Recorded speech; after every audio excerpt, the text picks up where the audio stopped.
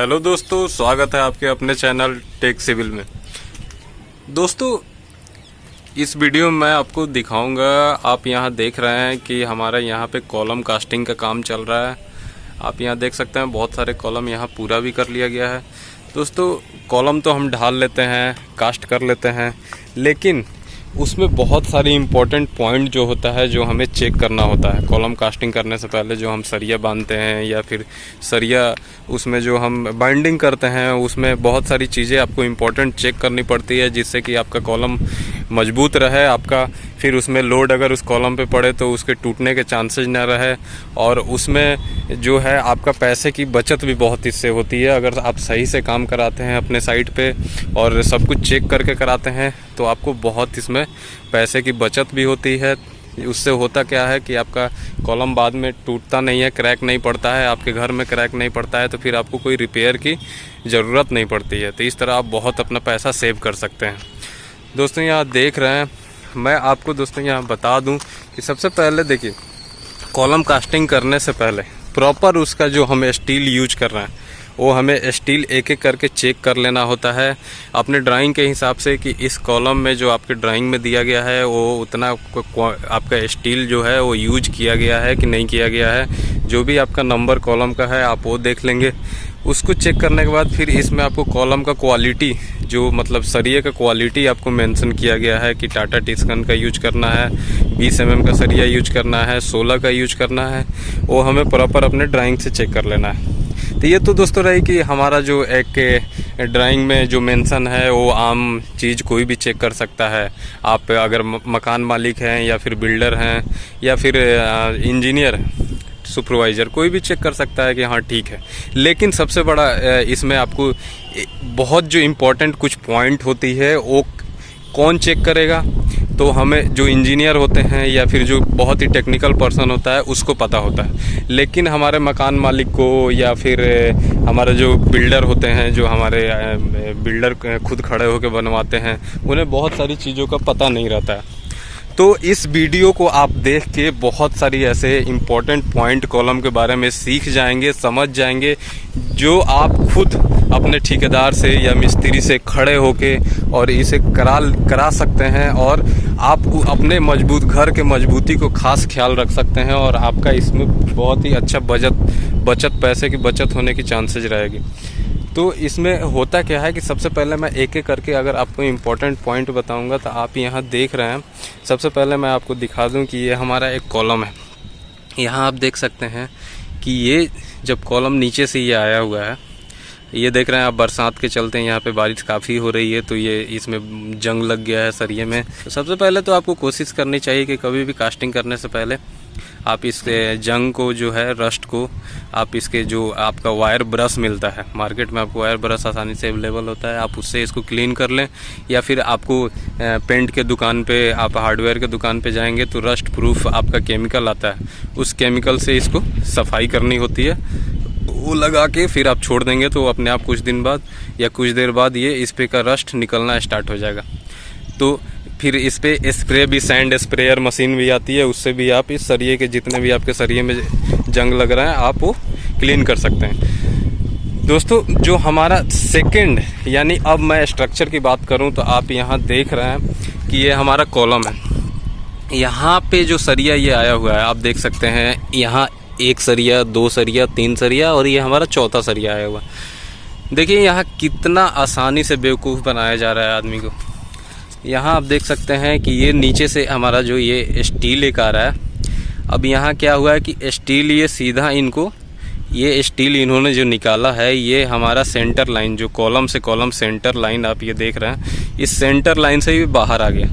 तो इन्होंने, मकान मालिक को ये चीज़ पता नहीं है, ये इस स्टील को काट के फिर अपना इन्होंने पोजीशन पीछे कर लिया है, जो कि बहुत ही गलत है।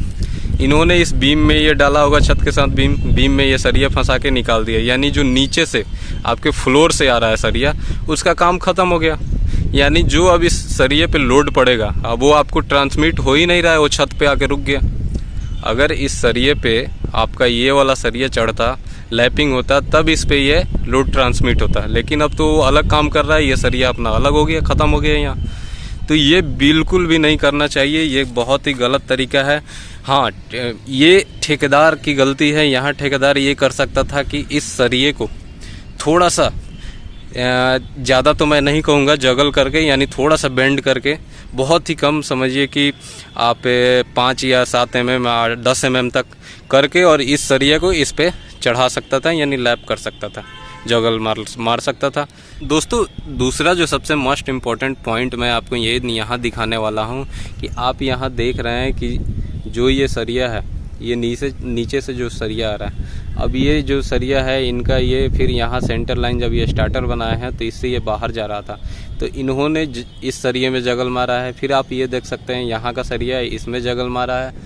ऐसे ही आप अगर इस साइड में आपको दिखा दूँ तो आप यहाँ देख सकते हैं कि इस सरिये में जगल मारा हुआ है, और ये सरिया आप देख सकते हैं कितना ज़्यादा जगल मारा हुआ है, यानी कि ये पूरे कॉलम के सरिया अधिकतर आपको दिख रहे हैं, इसमें सब में जगल मारे। जगल मारने का मतलब हो गया दोस्तों कि इसको बेंड किया गया, यानी गलती इन्होंने कास्टिंग के टाइम में जब नीचे से ये कॉलम उठाए हैं तो उन्होंने उस टाइम इस कॉलम को साहुल होल लगा के चेक नहीं किया है कास्टिंग में, और ये फिर सरिया इनका सेंटर में हो गया, यानी अपने पोजीशन से पीछे चला गया है।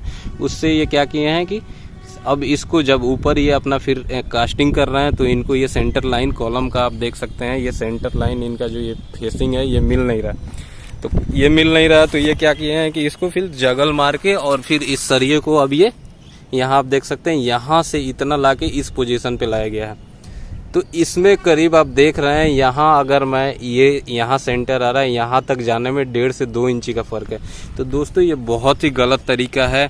जगल आपको इतना कभी नहीं मारना है, जगल आपको कॉलम में मैं तो कहूँगा मारना ही नहीं है। अगर आप जगल मार देते हैं तो आपका कॉलम का मजबूती ख़त्म हो जाता है। यहाँ अधिकतर आपको मैं कॉलम में दिखाऊँगा कि जगल मारा हुआ है, आप ये देख सकते हैं ये सरिये में, ये इससे आपका मजबूती ख़त्म हो जाएगा। ये जब सरिया यहाँ से नीचे जब आ रहा है, आप वहाँ जगल मार के इसको बेंड कर दिए तो ये फिर लोड को ट्रांसमिट कर ही नहीं रहा है। अगर इस पे अर्थक्वेक या बहुत ज़्यादा कोई लोड पड़ गया तो ये फिर यहीं से बेंड कर जाएगा सरिया। तो जगल आपको मारना ही नहीं है। अगर आपको मजबूरी होती है कि थोड़ा सा की मजबूरी होती है 8 mm 10 mm की, चलो 10 mm करने से अगर मेरा सीधा हो जाएगा सेंटर लाइन, तो मैं इतना कहूँगा कि चलो उतना मान लें कि 10 mm मजबूरी में करके उसको सीधा कर लें, वो बात अलग है। लेकिन मैं कहूँगा आपको जगल नहीं करना है, किसी भी पिलर में आप कोशिश करें जगल नहीं करें। कास्टिंग के टाइम में आप प्लम बम जो बोलते हैं साहुल करें, सूत वूत बांध के सब कुछ चेक करें, उसके बाद कास्टिंग करें। दोस्तों अगला मैं जो पॉइंट आपको बताऊंगा कि ये कॉलम का जो लैपिंग होता है, यानी जब आप सरिया ये नीचे से ले आते हैं फिर आपको ऊपर ये एक्सटेंड करना होता है, तो सरिया आप कहाँ पे इसको लैपिंग को ख़त्म करें ताकि ऊपर जो दूसरा सरिया होता है हम वहाँ से लैप कर सकते हैं। तो आप यहाँ देख सकते हैं कि ये हमारा जो ये सरिया यहाँ हमारा छत से ये जो सरिया उठा हुआ है ये बहुत ही कम यानी 2 फीट का लैप यहाँ पे ख़त्म कर दिया गया है लाके। आप देख सकते हैं यहाँ ये आपको 1 2 3 इसमें दिख रहा है। यहाँ आपको जो भी ये लैपिंग बहुत काफ़ी छोटे छोटे ये छोड़े गए हैं, जो कि बिल्कुल गलत तरीका है दोस्तों। इतनी छोटी आपको सरिया की लेंथ छोड़नी ही नहीं है। अगर इतनी छोटी लेंथ आप दोस्तों मैं बता दूं कि आपको अगर ये 10 फीट का आपका इस स्लैब से लेके और ये पूरे छत तक का हाइट अगर 10 फीट है यहाँ, तो आप कभी भी कोशिश करें कि दोस्तों ये जो सरिया का लैप जो है ये हमारा सेंटर में मिले, यानी 10 फीट में आप अगर इसको 3 पार्ट में डिवाइड कर लें दोस्तों, तो 3.5 फीट ऊपर 3.5 फीट नीचे, यानी नीचे से 3 फीट का आप जगह क्लियर छोड़ दें। यानी जो आपका ये सरिया कट रहा था ये आपका 3 फीट के बाद यानी 3.5 फीट 4 फीट या 5 फीट पे आना चाहिए था। फिर उसके ऊपर से आप 3 फीट छोड़ दें, उसके बीच में जो 4 फीट का स्पैन बचता है उसमें आपको अपने सरिया का लैपिंग करना होता है। तो ये बहुत गलत तरीका है। दूसरी बात दोस्तों लैपिंग में ये होती है कि आप जो ये स्टील देख रहे हैं यहाँ पे, ये जो स्टील किया गया ये काट के छोड़ा गया है, ये सब एक साइज का छोड़ा गया है, जो कि बहुत गलत तरीका है। लैपिंग में कभी भी स्टील आपको अल्टरनेट, ये एक मान लीजिए 2 फीट पे ख़त्म था तो अगला 6 इंची या 1 फीट उससे बड़ा रहता। फिर ऐसे ही अगर ये छोटा है तो एक बड़ा, एक छोटा, एक बड़ा, ऐसे। तो इससे क्या होता है लैपिंग उस हिसाब से होगा, तो फिर ये जो ऊपर वाला आपका सरिया है ये अपने आप फिर अगले स्लैब में अल्टरनेट हो जाएगा। तो दोस्तों मैं सरिया जब आप कभी भी नीचे से ले आएँ तो आप कोशिश करें कि आपका वो सरिया सेंटर में आए, यानी 10 फीट है तो 3 फीट नीचे 3 फीट ऊपर का जो आप है जगह को छोड़ दें, और फिर उसके बाद जो बीच का 4 फीट का स्पैन बचता है उसमें आप अल्टरनेट सरिया लैप निकालने की कोशिश करें। जैसे एक सरिया 3 का, अगला 4 का, फिर 3 का, 4 का, वो सरिया आपस में सब अल्टरनेट बन जाएंगे। तो वो तरीका अपनाना चाहिए आपको कॉलम के सरिया छोड़ने में। और आपको कभी भी जो सरिया का लैपिंग है वो सेंटर में करना चाहिए और अल्टरनेट करना चाहिए। दोस्तों जो हमारा नेक्स्ट पॉइंट है इसमें मैं बताऊंगा कि एक तो है लैपिंग के बारे में मैं आपको बताया कि सरिया कितना पे आपको लैप करना है और कैसे करना है। लेकिन दोस्तों सबसे बड़ा इशू है कि लैप हमें करना कैसे है। आप यहाँ देख सकते हैं, ये आप देख रहे हैं ये स्टील जो लैपिंग हुआ है, आप यहाँ ध्यान देंगे सारे स्टील में लैपिंग यहाँ पे हुई है। लेकिन क्या दोस्तों ये तरीका सही है लैप करने का? ये बिल्कुल गलत तरीका है। ये लोग अपने ठेकेदार या मिस्त्री आसानी के लिए अपने ये सीधी सीधी आप ऊपर से ये सरिया आप देख रहे हैं ये लैप करके सीधा यहाँ छोड़ दिया गया है। आप सारे सरियों में देखेंगे ये सीधी सीधी सरिया। दोस्तों ये बहुत गलत तरीका है। ये जो सरिया ऊपर से आपका आएगा, जब इस पर कास्टिंग हो जाएगी, बीम पड़ जाएगी, तो ये लोड ट्रांसमिट करेगा, तो सीधा ये सरिया लोड नीचे ले जाके जहाँ ये सरिया ख़त्म हो रहा है वहाँ ख़त्म हो जाएगा। यहाँ ये सरिया ख़त्म हो रहा है, देख रहे हैं, यहाँ ख़त्म हो जाएगा। इस सरिये पे जो नीचे फिर ये ग्राउंड पे जा रहा है, आपका ज़मीन पे जा रहा है, ये फिर नीचे होते हुए छत के साथ, इस पे आपका कोई लोड ही नहीं पड़ रहा। तो फिर ये लैपिंग का मतलब क्या है? ये बिल्कुल गलत तरीका है। यहाँ आप सारे मैं पिलरों में आपको दिखा दूँ तो यहाँ जो लैपिंग हुई है सेम ऐसे ही लैपिंग आपको हर एक जगह यहाँ पे देखने को मिलेगी। जो लैपिंग का यूज किया गया है यहाँ देख सकते हैं, ये सीधी सीधी सरिया लैप कर दी गई है। तो दोस्तों ये बिल्कुल गलत तरीका है। लैपिंग के लिए आप कभी भी जगल मारना है आपको सरिये में जगल कहने का मतलब मैं आपको यहाँ पिक्चर के आपको फ़ोटो दिखा देता हूँ और कुछ एग्जांपल दे देता हूँ। आप यहाँ देख सकते हैं कि ये जगल कैसे मारा हुआ है सरियों में। और फिर उसी जगल अगर आप वो जगल जो मारेंगे, जगल मारने के बाद वो सरिया जो है वो कम से कम 50D नीचे आना चाहिए। अगर 20 mm का सरिया है, ठीक है, तो आप जहाँ से जगल मारेंगे वहाँ से वो सरिया कम से कम 50D यानी 20 × 50 आप करेंगे तो करीब 1000 mm यानी 1 मीटर जगल करने के बाद वहाँ से वो सरिया नीचे रहना चाहिए लैपिंग में। तो सही तरीका ये होता है कि कभी भी हम कॉलम का लैपिंग करें तो उसमें जगल मार के फिर उसमें हम 50D के हिसाब से या 40D के हिसाब से, अगर 16 का सरिया है तो 800 mm का लैपिंग हमें जहाँ से जगल मारे हैं वहाँ से नीचे छोड़नी होती है। दोस्तों हमारा अगला जो पॉइंट है इसमें मैं आपको स्पेसिंग के बारे में बताऊंगा कि आप यहाँ देख सकते हैं ये हमारा पिलर, यहाँ आप देख सकते हैं 1 सरिया, 2 सरिया, 3 और 4 स्टील इसमें यूज किए गए हैं इस साइड में। लेकिन दोस्तों जब आप ध्यान से यहाँ पे देखेंगे तो आपको यहाँ दिखेगा कि कैसे, यहाँ आप देखिए ऊपर, मैं ऐसे आपको दिखा देता हूँ, 1 2 3 4। अब ये स्पेसिंग कहने का मेरा मतलब था दोस्तों कि ये अपने कॉर्नर पे दोनों सरिया, ठीक है, ये जो 2 सरिये हैं दोस्तों आप यहाँ देख रहे हैं ये कैसे आपस में चिपके हुए हैं। फिर ये 2 सरिया यहाँ पे यूज करने का मतलब क्या है? स्पेसिंग जब आपको क्लियर नहीं रहेगा, मेरा कहने का मतलब एक सरिया अगर यहाँ है, दूसरा यहाँ है, फिर ये आपस में चारों सरिया इक्वल डिवाइड हो जाएंगे। अगर 12 इंच का ये हम कॉलम यूज कर रहे हैं तो 2.5 इंच यानी 1-1 इंच में कवर अपना इस साइड और इस साइड छोड़ दूँ तो ये 10 इंच का ऐसे आपका ये कॉलम बना हुआ है। तो 10 इंच में ये एक सरिया एक यहाँ आना चाहिए था 2.5 पे, फिर अगला 7.5, फिर ये 10 पे आना चाहिए। लेकिन आप देख सकते हैं कि यहाँ कैसे दोनों सरिया आपस में चिपके हुए हैं, यानी ये कोई स्पेसिंग नहीं है इसमें क्लियर। तो फिर ये लोड को कैसे ये ट्रांसमिट करेंगे, कैसे इस लोड को मतलब ये टैकल करेंगे? ये तो फिर एक सरिया समझ लीजिए इसको, एक ये और एक ये, यानी 4 सरियों को कंसेप्ट ही नहीं है, ये बिल्कुल बेकार है। तो इसलिए दोस्तों यहाँ भी आप जब यहाँ ध्यान देंगे, मैं आपको दिखा दूँ, ये आप देखेंगे एक स्टील यहाँ है, दूसरा ये रहा, तीसरा ये रहा, चौथा ये रहा, 5वां ये रहा। दोस्तों आप यहाँ देख सकते हैं 5 स्टील यूज किया गया है। लेकिन जब आप ध्यान से देखेंगे तो ये 3 स्टील आपस में, इसमें 1 इंच का फ़र्क है, इसमें देखेंगे 2 इंच का फ़र्क है, तो इस हिसाब से ये कोई इसका स्पेसिंग सही नहीं है। ये आपका कॉलम यहाँ स्पेसिंग जो है सरी स्टील का बहुत ही ख़राब है।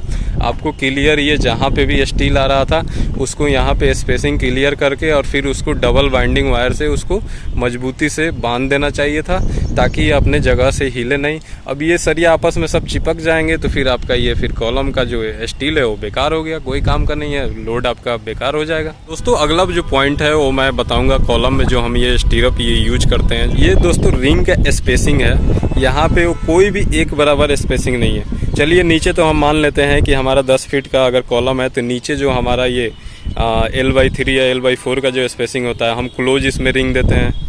ऊपर भी जहाँ छत से हम 2.5 फीट या 3 फीट 10 फीट का है तो 3 फीट क्लोज स्पेसिंग देते हैं। लेकिन जो सेंटर में हमारा ये स्टीरअप यूज किया गया है ये आपस में किसी का क्लोज मतलब यहाँ स्पेसिंग सही नहीं है। आप यहाँ देख सकते हैं कि ये 1 फीट पे है, तो आप इसको देखेंगे तो ये आपको 14 इंच या 15 इंच पे ये स्पेसिंग देखने को मिलेगा, जो कि बहुत ही गलत तरीका है। दोस्तों आप इतना मजबूत घर बना रहे हैं और टाटा का सरिया यूज कर रहे हैं और आपको ये 5 मंजिल 4 मंजिल का मकान बनाना है, तो दोस्तों फिर आप एक स्टीरअप में कैसे बचा सकते हैं। दोस्तों ये ठेकेदार अपना लेबर बचाने के लिए, पैसे बचाने के लिए करते हैं, तो आप इस चीज़ को ज़रूर ध्यान दें। स्पेसिंग ये आपका ज़्यादा से ज़्यादा 7 से 8 इंच होना चाहिए और नीचे जो आपका L/3 के जो डिस्टेंस में आ रहा है यानी 3 फीट नीचे अपना छत से और ऊपर स्लैब से 3 फीट जो नीचे मतलब, तो ये जो 3-3-6 फीट का जो स्पेसिंग था इसमें आपको 5 इंच का रखना था और यहाँ जो है आपको 7 से 8 इंच का स्पेसिंग रखना था स्टीरअप का। दोस्तों स्टीरअप में मैं आपको आगे वीडियो में बताऊंगा कि आपको स्टीरअप में जो है हुक वो कैसे बेंड करते हैं, कितना बेंड करना है और कितना रखना होता है, और स्टीरअप का जो ये आप हुक देते हैं ये कितना और बड़ा होना चाहिए था और कितने एंगल पे इसे मोड़ना चाहिए था। ऐसे मैं कॉलम के हिसाब से बता दूं तो आपको ये स्पेसिंग अच्छे से चेक कर लेना होता है। अगर ये स्पेसिंग आपका ज़्यादा रहा तो फिर इतने बड़ा या आप इतना सरिया यूज कर रहे हैं, इसको आपस में टाई करके नहीं रखेगा, बांध के नहीं रखेगा, जिससे ये जर्क पड़ने पे आपका कॉलम का ये स्टीरअप खुलेगा। मेन हमारा स्टीरअप जो होता है जो पूरे कॉलम को बांध के रखता है, तो स्टीरअप मजबूत रहेगा तो हमारा कॉलम का सरिया मजबूत रहेगा, फिर टूटने के चांसेस नहीं रहेंगे। तो स्टीरअप में कभी भी ये रिंग में ये जो है आपको जो हुक होता है, ये हुक यानी जहाँ से ये बेंड बनता है वहाँ से ये कोशिश करें कि आपका 80 mm 75 से 80 mm का होना चाहिए। ये जो आपका हुक दिख रहा है और ये जो आप देख रहे हैं बहुत सारे, मैं आपको दिखा देता हूँ, यहाँ देख रहे हैं ये सीधा सीधा यहाँ पे हुक दिया गया है। आप यहाँ चेक करेंगे तो सारे में आपको सीधा सीधा यहाँ देखने को मिलेगा, जो कि बहुत गलत तरीका है। आपको हुक कभी भी यहाँ और बेंड करके इसको 135 डिग्री पे आपको ऐसे बेंड करना चाहिए था, और ये जो हुक है ये 80 mm का होना चाहिए था और स्पेसिंग आपको यहाँ पे 6 से 7 इंच का होना चाहिए था।